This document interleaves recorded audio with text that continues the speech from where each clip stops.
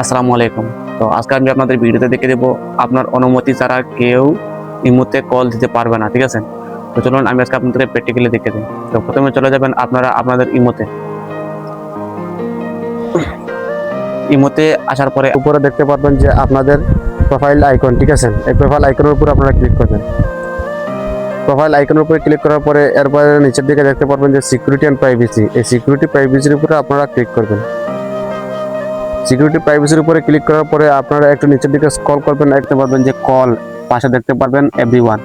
তো এইটা আপনারা সিলেক্ট করবেন। তো এটা সিলেক্ট করার পরে আপনারা সবার উপরে দেখবেন হু ক্যান কল মি, ঠিক আছে?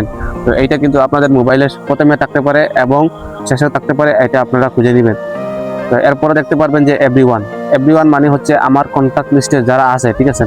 তারা কিন্তু আমাকে কল দিতে পারবে এবং আমার নাম্বারে যে কেউ সেভ করে কিন্তু আমার ইমোতে কল দিতে পারবে, এবং আমার বাইরে থেকে যে কেউ আমার নাম্বার সেভ করে কিন্তু ইমোতে কল দিতে পারবে। তো এটা যদি আপনি পছন্দ না করেন, আপনি চান যে আপনার পার্সোনালি কাউকে আপনারা শুধুমাত্র কল দেবেন, ঠিক আছে? ডিজিটাল মাই কন্ট্যাক্টসের উপর আপনি ক্লিক করেন, তো আপনার কন্ট্যাক্ট লিস্টে যারা আছে তারা কল দিতে পারবেন এবং এর বাইরে কিন্তু আপনাকে কেউ কল দিতে পারবে না, ঠিক আছে? তো এই বিষয়টা যদি আপনার কাছে ভালো নাও লাগে, তো আপনি কিন্তু নোবডি সিলেক্ট করতে পারবেন।